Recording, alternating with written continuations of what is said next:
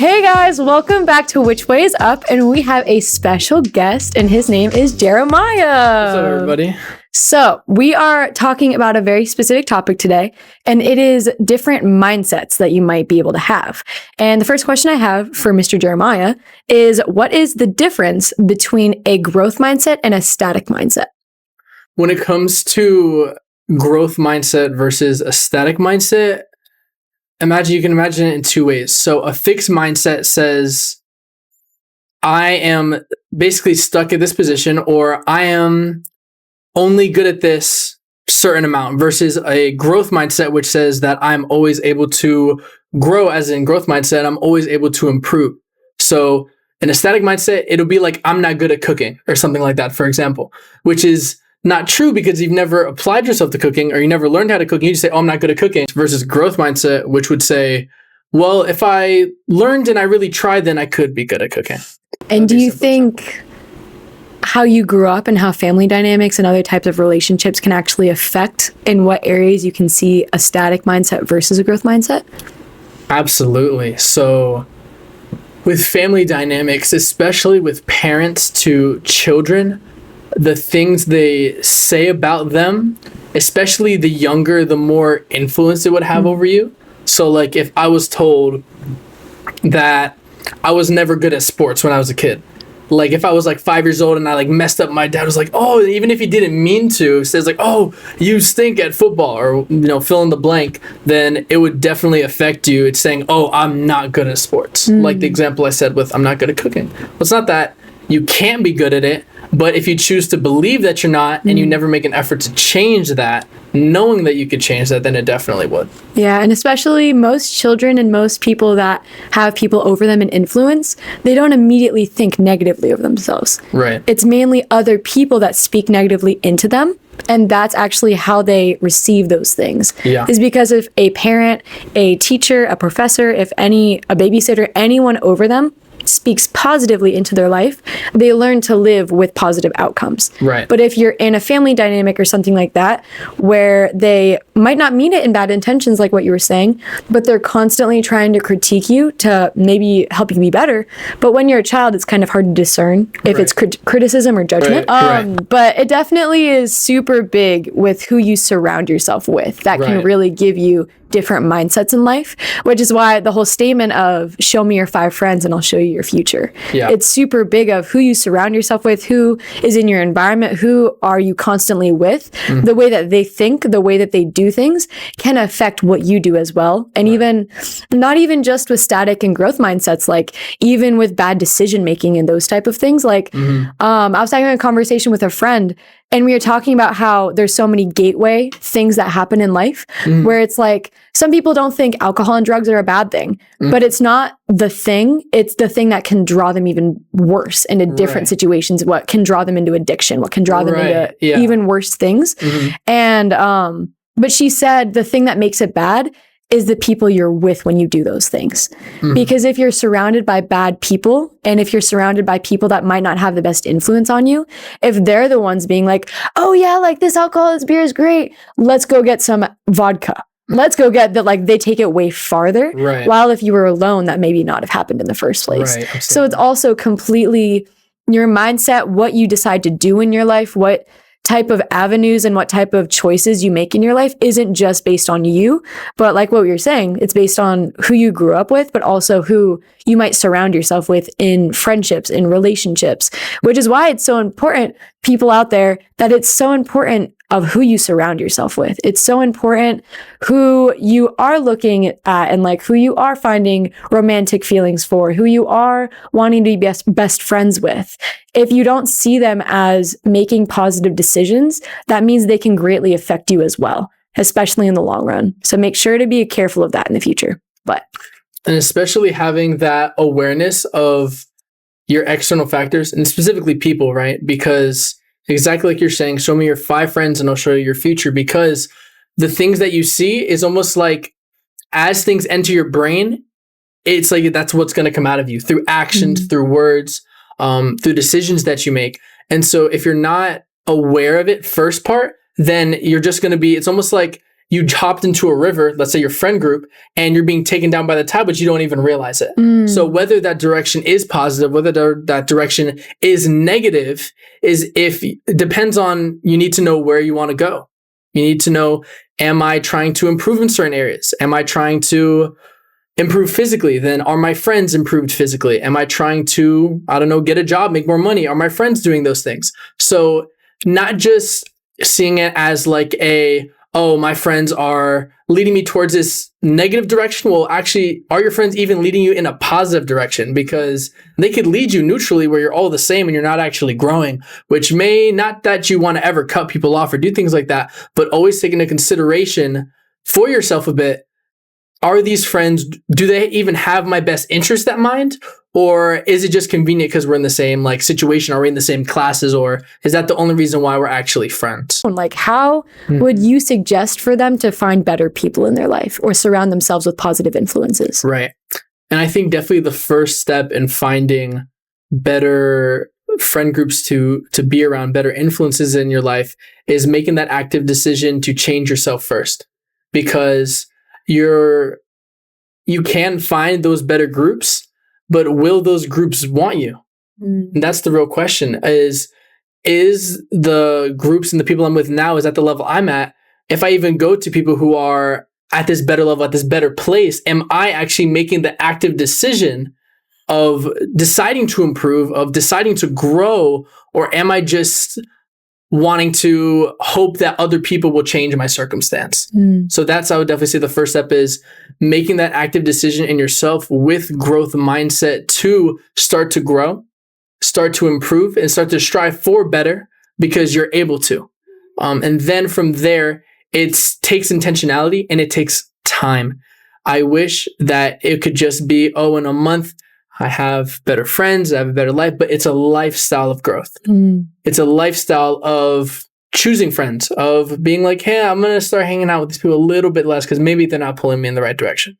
So it takes that time, it takes that intentionality, and it takes specificity of knowing, well, what do I want in friends? What do better friends even look like? If I've never had that example of better people to hang around, then I have to establish what that is first, and then make those decisions for myself as well. And that's good. And even if you think about it in the sense of you have to start making the change first, in the whole like cliche mindset of like, oh, don't wait for the change, be the change. Right. Like with that whole mindset. Right.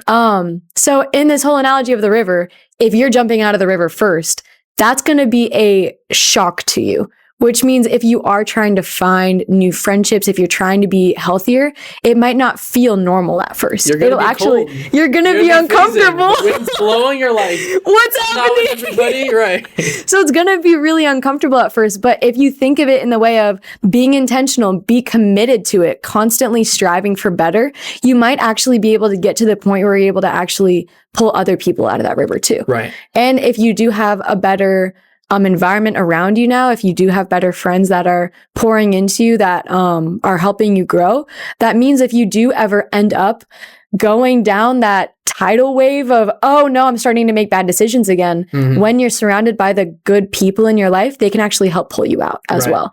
Because the big difference with only being surrounded by bad like influences versus good influences is you can actually depend and rely on good people. But if you depend and rely on people that might not have the best the best mindset and the best like outlook for your life, then that means if you try and depend and rely on them, that actually might make you worse. And that might actually bring your life down in quality. Definitely. So yeah.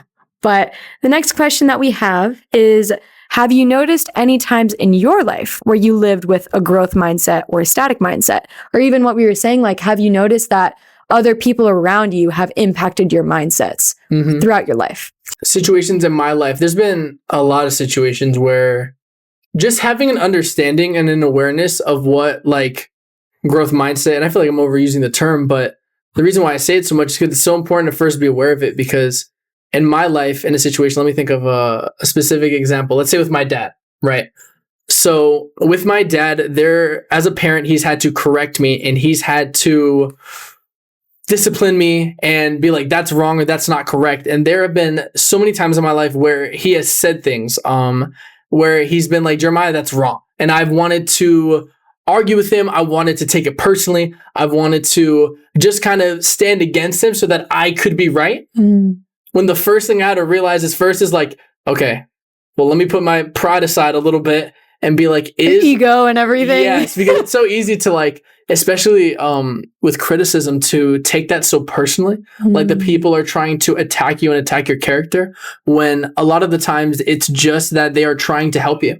And of course, if their best intentions in mind, but people, when you really have that growth mindset, even harsh criticism, you're able to take feedback from. Because even if it wasn't for your best interest, there's a point where you're not going to take that and lash back out at them, but to really say, is there any truth to what they're saying? So when he, and a lot of those times of him correcting me and him changing me, I've had to learn to, when we butt heads or we have problems or things like that, to really see like, is there actually something from what he's telling me? And not make it about, well, I think he's wrong and I'm so justified, but really being able to say like, man, is there really something for me here to learn and to grow from? And when you're able to have that mindset of, in social situations with your family, of not taking things so personally, being able to separate your identity from your situation, that is where it really allows you to grow and flourish, because when emotion is high, intelligence lowers. So if you're super angry and you punch a desk, you are being very intelligent, right? Yeah. So especially in situations, especially in family. And it's probably the hardest in family because there's so much past with it. And there's so much that you're thinking about from 5 years ago that they did that's impacting the current situation. When you're able to separate the situation from what's happened in the past or in your identity, that's when you're really able to look at things neutrally and intelligently. And also, if you think about it, going back to your family dynamic, is when your father might have told you something or might have been like, hey, that specific thing that you did, it maybe wasn't right. It maybe...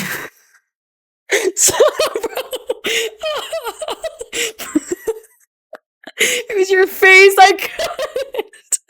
Okay. Oh my gosh. That's an O. Yeah, she'll cut that out. It's okay. Oh, but if you even think of what your dad was telling you in specific things and specific situations of, hey, Jeremiah, that thing might not have been good. Like what you said might not have been good. What you did might not have been good.